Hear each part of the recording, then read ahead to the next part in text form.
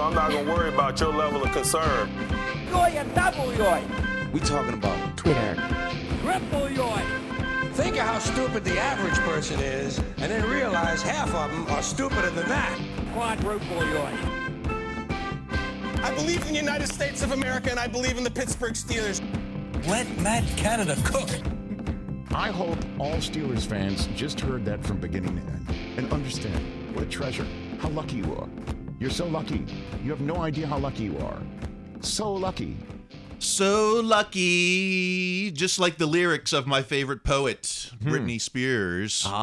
So lucky, Steeler Nation, is we. That was, I think, is that how Yoda would say it? It's what Jid's talking about. The conversation about the Steelers, social media conversation, exposing all the hot and toxic takes on social media, the national media. This today, it's coming from all sides. The hype is it's like there's too much hype, I feel. If it's like when Hunter Thompson looked over and saw the crest of the wave of the 60s and it crashed on Vegas. I think this is the week where maybe the Steelers hype might have been peaking before. Yes, I think this is definitely where the peaking is. I don't think this is where the crash is. That's certainly a few weeks away. It's not crashing at a preseason game this evening, but yeah, this is. I think it's like a vacation from the typical negativity. This is an entirely different problem. You're right. This is Steeler fandom vacation. It's like all I ever wanted. It's sort of like the last few days before school starts.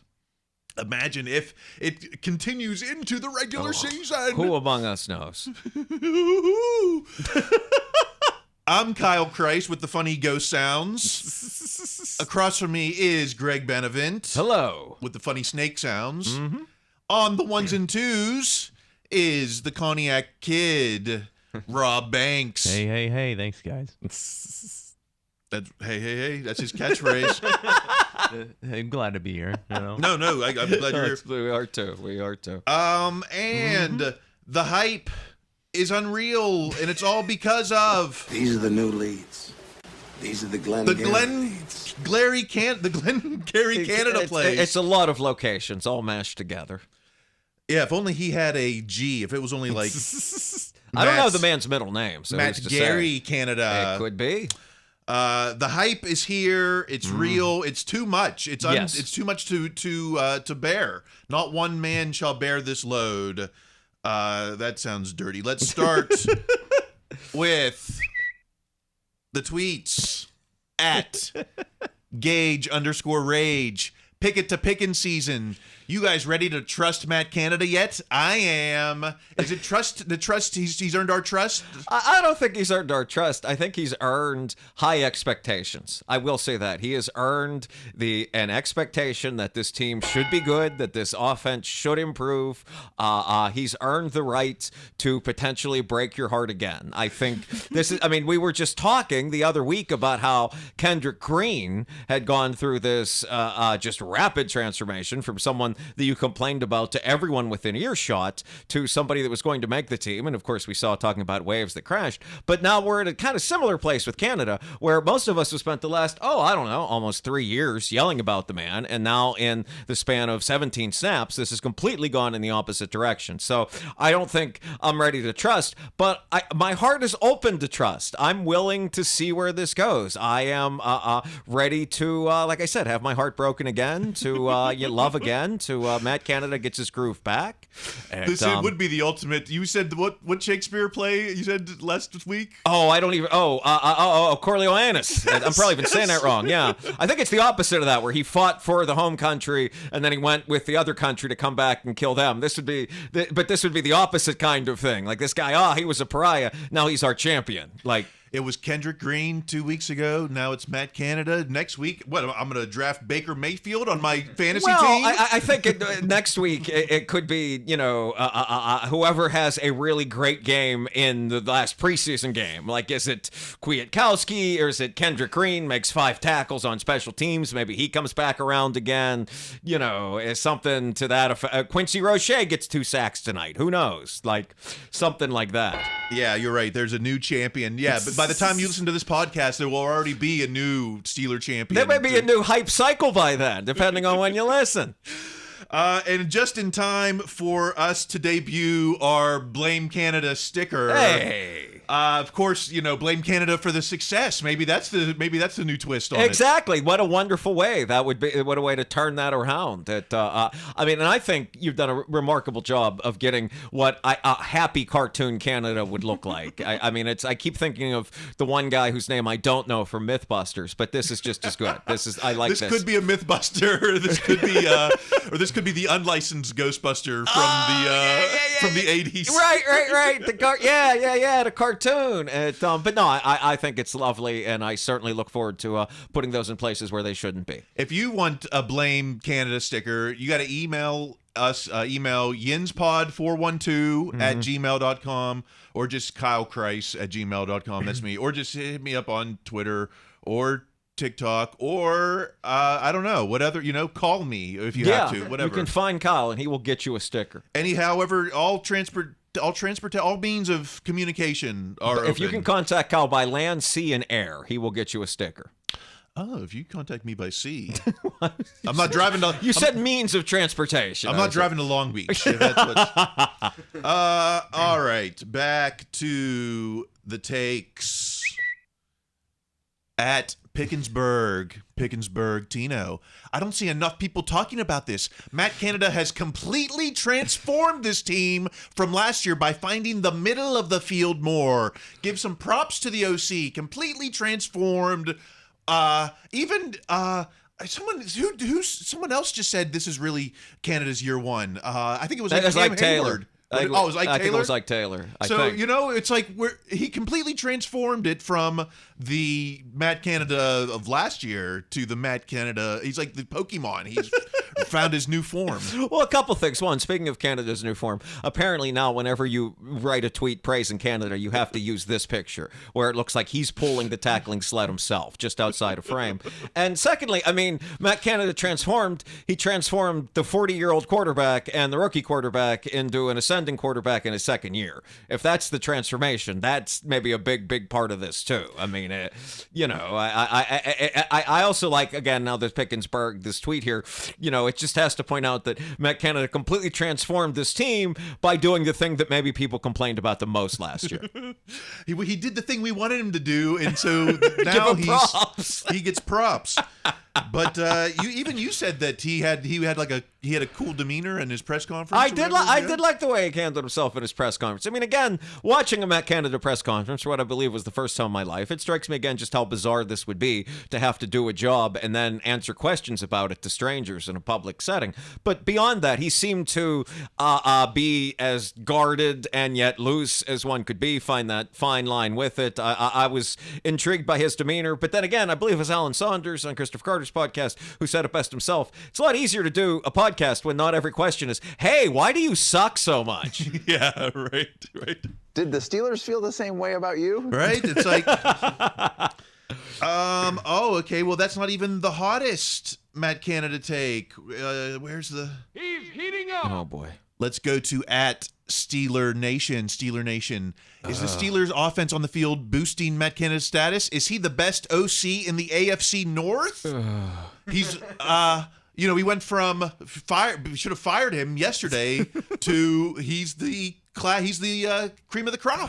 Well, two things. One, I do believe the offense is boosting Canada's status. I think that's the way it should work. And two, hopefully in this tweet, Canada is pointing to the Bengals facility where you would assume to take the offensive coordinator that's been a few plays from the Super Bowl the last 2 years. That would be the guy who might be the best in the division right now. Okay.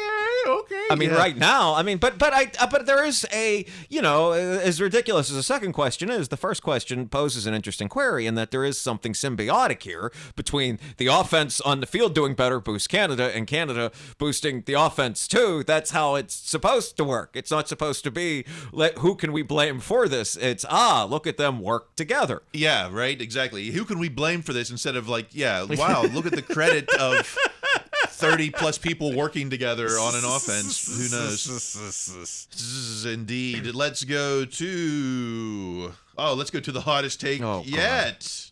Finish him. At the Pony Express, Andrew Filipponi. I'm not joking about the Steelers being a Super Bowl contender.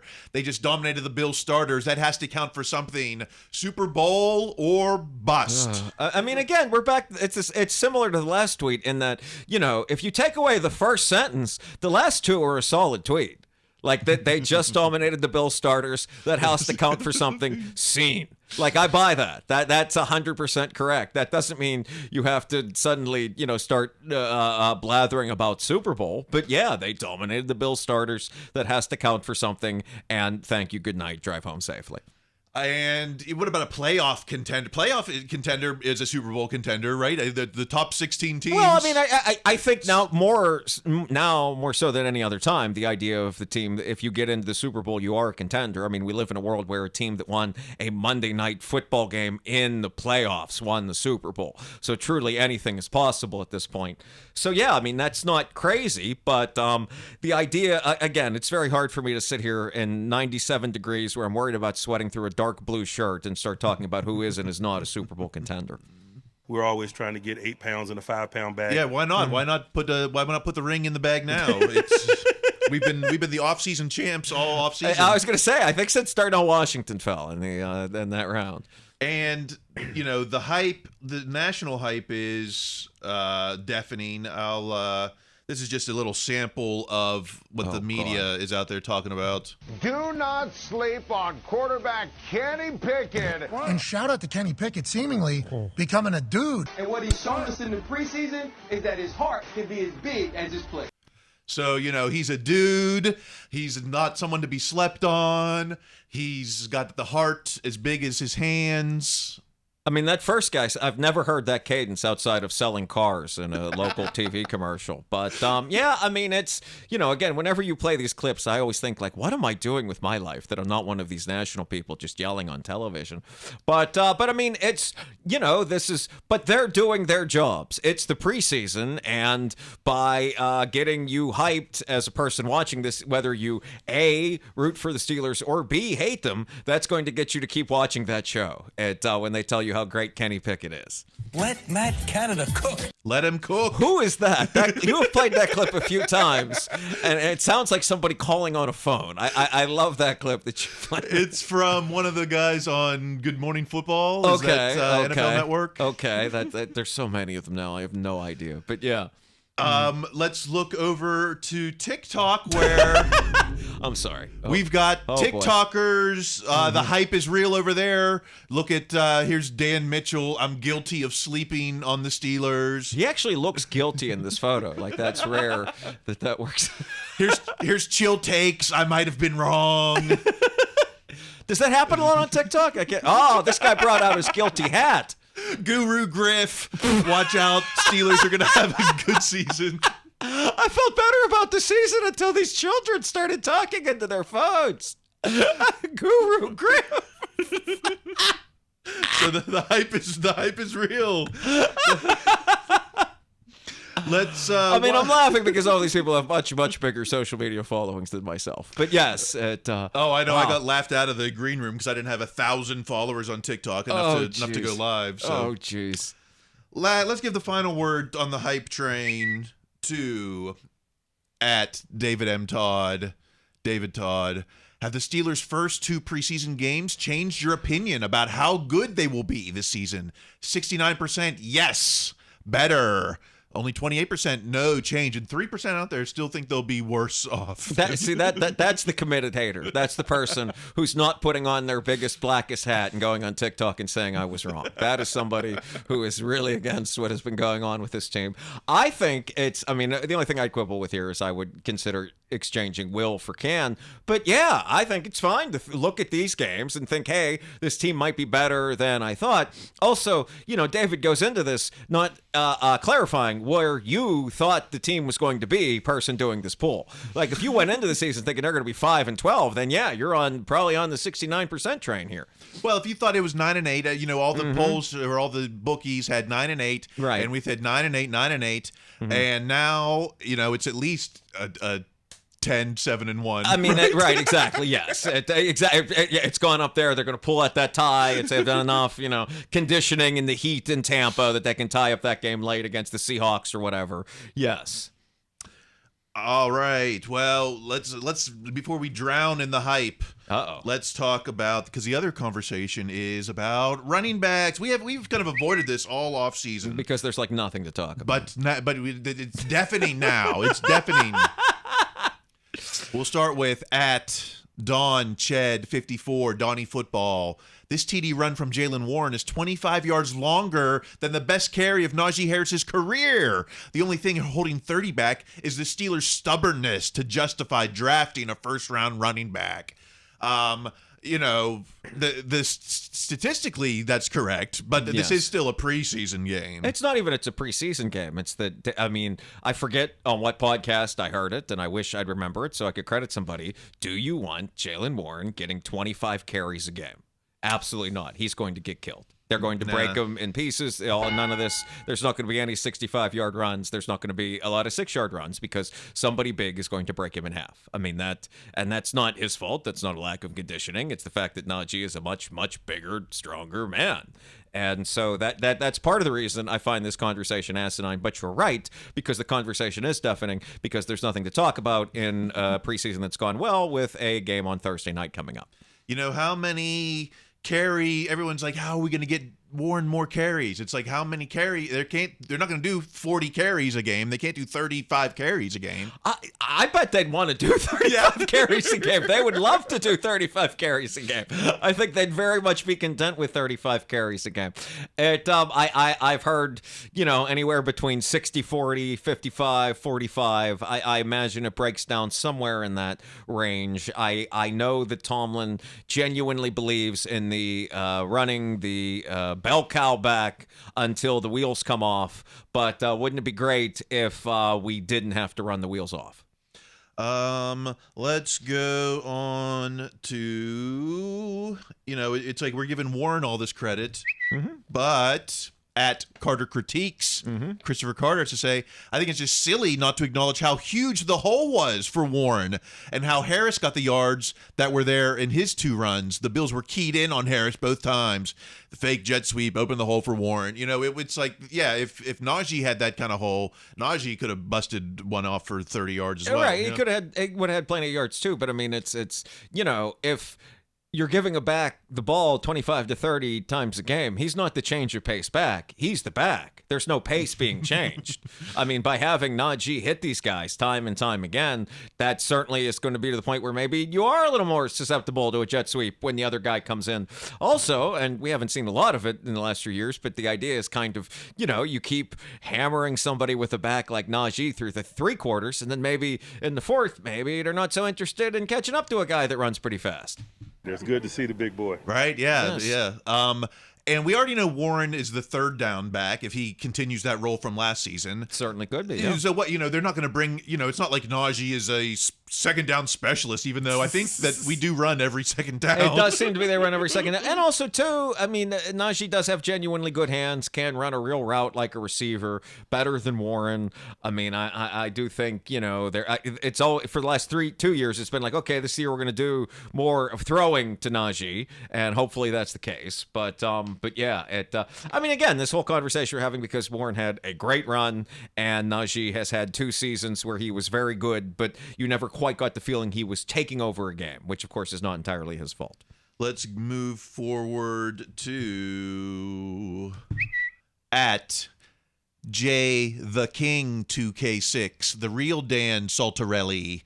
Now that Deontay Johnson showed he can play catch and look good this offseason, it's time to bitch about Najee Harris because his backup had a long TD run. Some of y'all fans are just insufferable, LOL. He's the villain right now, Najee? It's not, Najee didn't even do anything. He hasn't really even played in the preseason. Which, of course, has been the plan because they're going to give him the ball so many times in regular season. I mean, this is a fine tweet. The only thing I would cut off of this is the LOL at the end because everything else here is profoundly correct. He didn't have to laugh about it. He didn't laugh about it. Yes, some of your fans are insufferable. Yes. Sad good face. night. Yes. Yes.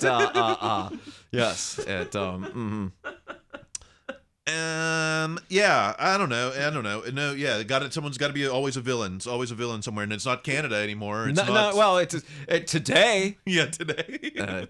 Najee tonight. If Najee face plants someone, all of a sudden it's. Keep your Najee posters, everybody. I don't know. Is there? I guess the final word here. At Blitzburg. It's very clear Yins are split down the middle with Najee Harris and Jalen Warren.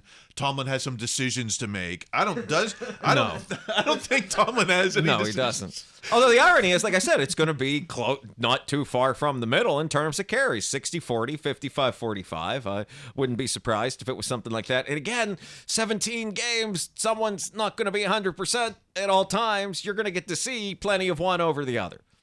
That is a good point. Let's take it to the second half because I think we went long in this first. We'll go a little shorter in the second half. Sure. Coming up in the second half, we haven't talked to Kenny. We gotta, haven't even talked about my quarterback. Maybe some roster predictions before the big last season finale, preseason finale,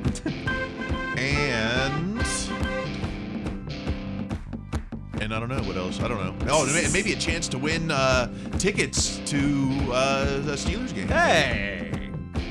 If I read the copy, I better check that out right now. We might as well. We'll see you in the second half.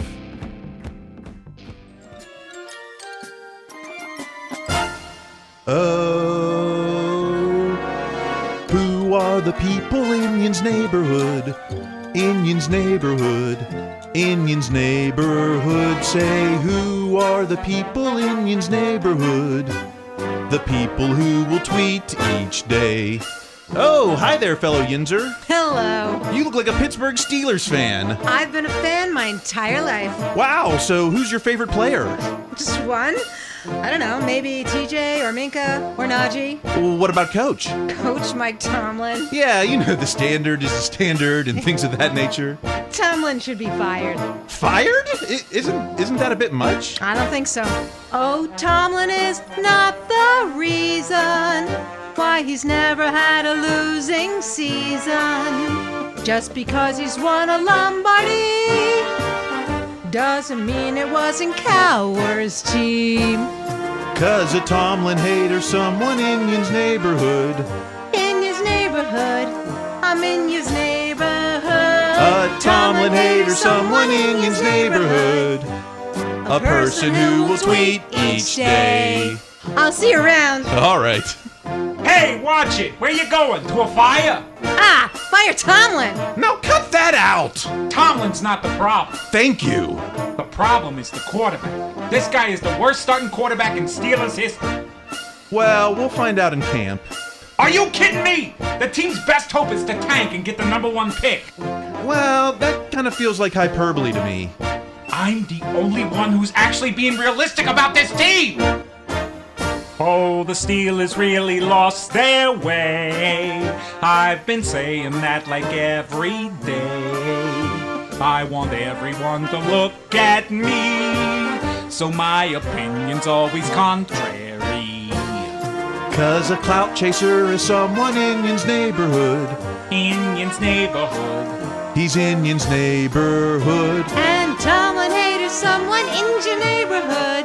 Well, they're the people that you meet when you're scrolling through your tweets. They're the people to delete each day.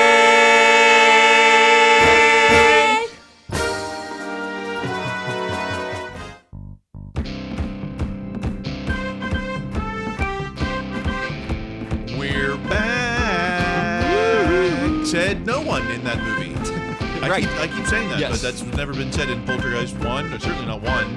I thought she says they're here. They're That's what she here actually in says, number yeah. 1. Yeah. And then I think the poster for number 2 Yes. said they're back. And that's the one where Coach goes to that house outside and the ghost comes out of his mouth and all that. I saw 2 a million times as a kid. It's a trash film. Oh, but it it's is fun. And then Yeah. 3 was like in a high rise. Yeah, right? and It was 3's like the one that's cursed. Where Poltergeist takes Manhattan or something. Yeah, and like a whole bunch of people that have died. It's one of the very few cursed films there ever is. Oh. Anyway, the Steelers. Not a Poltergeist. Right. Nice In fact, transition. In fact, this might seem like something out of a nightmare / dream. It is actually a dream come true. Attention, sports fans. Which, shoot, I don't know. It might not be a sports fan if you're listening to this show. Are you a fan of an NFL team? I believe I am, Kyle. I am. Okay. I'm a fan of the Pittsburgh Steelers. Okay, there we go. It's nice to meet you. Yes. Would you like to attend your favorite team's Week 1 game? Sure. Actually, I've been trying. I think I got grifted on Twitter. Did you? Oh, okay. Yeah, someone on Twitter said they had tickets for $200, and I was like, I'll get you. Yeah. And then they're like, give me your info, and then I was like, let me just search your email online, and I, couldn't find anything. Yeah, no, that's not good. I think I'm going to be there with my mom. It's the first time though. There's been an opener 9 years, so I'm going to end up being there. Yeah. Oh, jealous. Maybe I'll be at the casino. Or maybe I'll be in luck because Fans First Sports Network is giving away 4 free tickets to a Week 1 NFL game of your choice. Wow. Why if you win and you don't choose Steelers. It is odd you're listening to this podcast. I mean, congratulations, but you have something to explain to someone. Although I might, that's not Week 1. It has to be Week 1. I was like, I might say Steelers Raiders, but that's again Steelers. I think they're trying to get you at, and that's not Week 1. September. Yeah. Anyway, we're giving away 4 free tickets to Week 1, and what you have to do is go to contest.fansfirstsports.com. There's an entry form there, and then go to the Facebook page, like that as well. Okay. So like the Facebook page, go to the thing, and you can win 4 tickets. There you have it. That's it. Okay. You're officially registered. 4 free tickets to a Week 1 NFL game. I am pumping my fist for those of you just listening. And it should be the Steelers game. I mean, again, you're listening to this podcast. If that's not what you chose, then, I mean, good for you, but wow. Yeah, like I can't think of the scenario where it's like, well, I'm not going to make it to Pittsburgh. Or even just like, I don't know, I was listening to this with my partner, and I actually root for another team, and one of my family's sick. Like now, I'm just inventing people. Like, yeah, I can't get a flight, so I'm just going to. Yeah, we'll go to the game in my neighborhood. But I mean, yeah, that's just like it, huh? Anyway, I mean, it could happen. Yeah. Contest.fansfirstsports.com. That was such a crazy story, Greg. So my family died in a plane crash. You're like, well, I guess we'll go to the Rams then since we're here. I mean, I was just trying to work my way through it logically, and I didn't get there. Let us know if you don't go to the Steelers. Right, let absolutely. us know. We want to hear. Yeah, we'll probably put you on. Yeah, we'll send prayers to your family. You'll send a bouquet. All right, guess what? Yes. Oh my God! Groomed. They're grooming Kenny. Indeed. Still grooming Kenny. Mm-hmm. And why not? Because we're still not even in the regular season. Let's still another preseason game. Groom until you're a vet. I don't know what happens after the grooming. Or you're ready for the dog show. I'm not sure what the end of grooming is. Best in show. It's time to present. I like it. Okay, the tweets at Mark Madden X. Mark Madden. There's still one preseason game left, but I feel like Pickett should already be given preseason MVP and the bag because he's a straight dog. Yeah. I don't think this is ironic. I think this is about as sincere as you're going to get from a Mark Madden tweet. I mean, I think it's one of those ones that neatly walks the line. I mean, it's and the bag is a sign that he's doing it as a joke. But again, this was a man who, for years, professionally was the WCW announcer that rooted for the bad guys. I mean, he's very, very good at this. So I think this is him being sarcastic. But hey, I mean, it's also one of those things that, again, you can walk down that fine line with it. Thankfully the Steelers don't give a preseason MVP, which is merciful. But the Tuzar Skipper Award. The Tuzar Skipper Award. I hope he's still in the league somewhere. But I think he was XFL. I think. Oh, was maybe. he? I don't okay. know. That's a lie. But I mean, but this is one of those things where, even if Madden is, and I believe he is, making fun of the fan base for their expectations running outside of what you might expect from the preseason, as a fan, you could think this and be kind of justified. You could absolutely think that he's a straight dog that deserves the bag, while you yell yeah and say he deserves some kind of non-existent reward. I mean, that's how good this offense has looked in the preseason through 2 games. Cream of the crop. Cream of the crop. Now, is this trolling or sincere? Insider at Mark Cabali. Kenny Pickett's passer rating through 2 games, 149.1, 3 drives, 3 touchdown drives. perfect quarterback. It's close. It's what is it? It's I forget if it's 153.7 or 156.7 or 153. I forget what it is, but something sounds like a great radio station. Yeah, right. Exactly. And this is why ESPN had to make that goofy one of their own, where they're like, okay, the best is 100. It's not this weirdo formula that no one remembers. But I mean, this isn't necessarily trolling. It's the kind of thing you can put out there as a stat and get a lot of engagement from the people that A, think Kenny's going to be great, and B, from the haters as well. It's 158.3. Well, okay. Wow. I knew it was. See, I knew it was. There was 150, and there was a 3 somewhere, and there was a point, and it. I'm sure I've said it different ways many times over the years. Thank you, Rob. But live fact checking there. See, this is great. We did not have that before. But yeah, I mean, but again, this is a perfect tweet. You put it out there, you get plenty of engagement from the people that do like Kenny and the people that don't. If we keep up this pace, then what? He's going to have, I don't know, something around 60 touchdowns. Well, I mean, I was going to say, you keep up this pace, it'd be 4 drives in the preseason. That's the pace we're looking to keep up. And that's. Okay, how about some miscellaneous offense here? Let's go to at Mic'd Up Sports, Mike Nicastro. Have to think Steelers' final wideout room is set. DJ, Pickens, Allen Robinson, Calvin Austin III, Gunnar Gesundheit, and Miles Boykin. I can't find any fault with this. I mean, the only thing that could change it is something that happens at a different position. I mean, once White and Hakeem Butler both got injured, this is, if you were laying odds on the Steelers wide receiver room, and hopefully you don't have that kind of problem with gambling, this is definitely the leader in the clubhouse. And I have a hard time finding someone to be game day inactive. Not Miles Boykin. No, he's a special playing teams. Absolutely. Maybe Gunner, but now that you can make 3 quarterbacks active, you might bring all 6 of those. Exactly, on game day. You definitely could. I mean, again, if this isn't the wide receiver room, then it's because of something that happened at a different position. Let's go back to the Mad Genius, Mark Madden X. Mark Madden, got to give Dan Moore Jr. credit. He's played well enough that not starting Broderick Jones after drafting him 14th overall doesn't seem totally absurd. And I mean, I agree with this. At this pace, I don't see any rush. If it's October, if it's November, I don't see. If it's 2024. Yes. Well, again, especially since the season starts with, maybe the 2 best pass rushers in the league that aren't on his team. I mean, you're playing against San Francisco and then Cleveland. That absolutely. Let's have the guy that's been around for a few years versus throwing him into that cauldron. Especially as good as he's looked so far through the preseason. Yeah, this is fine. And what he maybe I should say, what's the over under on games Dan Moore Jr. starts?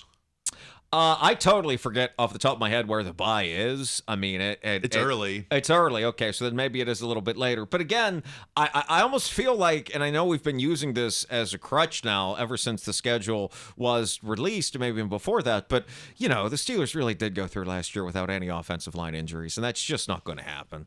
I mean, it particularly because, and that's not to say that, like, Dan's going to get hurt. I mean, they've played enough of Dan at right tackle, apparently, in the preseason and practices that, hey, if Chooks gets hurt, then that might be where Dan goes over to, and that might be where things go next year, and maybe they cut Chooks. Good point. But yeah, so I think starting Dan is fine, and I sort of get the feeling that when Broderick is ready, he's going to end up playing one way or the other.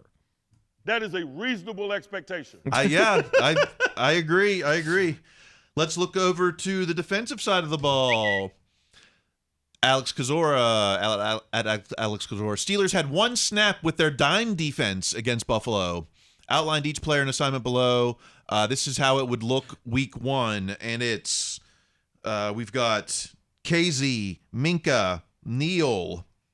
Then we've got Porter, Peterson. Oh, no, you jumped ahead of tweet. Did I jump ahead of tweet? Yeah. This is Kozora just talking about what it looks like. Oh, no, I'm sorry. I'm wrong. I jumped ahead of tweet. Okay, you jumped ahead of tweet. I messed up, yes. So this is the dime look. We got 3 safeties. Kazee, Minka, Neal. 3 corners. Joey Porter, Peterson, Levi Wallace. And the lone linebacker is Quan Alexander. I think that's a fascinating defense because, I mean, I look at that. I don't know where anyone's going, and not just because I couldn't look at the paper in front of me and not know where it was going. I mean, seriously, this is so many different players. This is one way to get around not having a Ryan Shazier, not having what you wanted Bush to be, instead of having one linebacker that does all these responsibilities, have these responsibilities shared by, I count, 7 dudes. Yep. All right. And let's go on to talk about linebackers. At Luciao 1992, Matthew Luciao, Nick Herbig is TJ Watt 2.0. Are we ready to crown? TJ might go down as the greatest Steeler of all time in my book. So, are you saying, Nick, are you ready to give him a spot in the Hall of Honor yet? Well, what I think I'm ready to give Nick a spot in is that kind of player that the Steelers used to get a lot. Like, I'm ready to give Nick Herbig a spot in the Clark Haggans Wall of Honor. Like the middle round linebackers who would come in and they would be great pass rushers fairly early on, and then in time develop into more well-rounded linebackers. I mean, this is kind of something that, with the greatness of TJ and the way the game has changed a little bit, they sort of, they didn't quite have all these guys now, but having a guy like, I think Herbig could definitely do this. I mean, what a find. I mean, again, we talk, you and I very connected to this guy since we had to do that immediate video, which I'm still thinking about. But yeah, I think Herbig could be a real good pass rusher early. I'll say, he may not be TJ Watt 2.0, but I'll say this. How about this? I think he might be the next special teams captain in waiting. That could be too. What a great way to, be the backup linebacker on a team where you're still going to play a lot as a backup linebacker. Too hot to handle and too cold to hold. Right, can't argue with that. All right, I think that we've got a band trying to get on the field, but you know what? There just happens to be no sound at all. Is there? There we go. Renegades have a way and okay. Just one odds. I just have one odds and ends. Let's wrap it up here. Sure. With, you know what? You're right. I did skip a tweet, didn't I? No. You're good. I'm good. Oh, okay. Mm-hmm. We'll give the final word. Oh, you skipped one. Yeah, I know. Well, thanks. We'll leave that on the cutting room floor. There you go. We'll give a final word to a hater. He's been missing for a few weeks, I think, from our I think radar. he had a baby. Oh, that's a valid reason to not. Hot tweets can take maternity leave. Fair, yes, yeah. That's the one thing that mercifully stops them. Mm-hmm. The final word at the Pony Express, Andrew Filipponi. Mike Tomlin says starters will play against the Falcons on Thursday. Wow, I don't agree with that. How much do you want to see them tonight? I mean, I for my entire life, once I started watching football, I never wanted to see the starters in the preseason. And then last year, right around the time, I forget if it was the 4th time or whatever that Highsmith hit Burrow in that first game. I'm like, maybe it's time to start using the starters in the preseason, just because that Bengals line looked like high school players. I mean, it was absurd. But so I'm fine with playing them a drive. I mean, on each side, but not more than that. I mean, but it's not their fault. This is asinine on so many levels. One, it's a Thursday night preseason game. Two, it's far away. It's in Atlanta. Why it's not like against the Commanders or something. And 3, there's almost 3 weeks till the season starts. So, I mean, no matter what happens, they're going to come out sluggish against the Niners, as are the Niners, presumably. I don't know when their last preseason game is. I would hope it's on a Saturday or Sunday. But yeah, I mean, if you're going to do something, if you're going to play them for a series. But I mean, there's no good way to end a 3-week preseason on a Thursday night. Well, I can't, You're exactly right. I can't really say anything more about that. Right? It's dumb. I mean, that's all. Hey, you're right. It's, Dum dum dum dum dum. Brought to you by Ashora, the new Disney Plus special on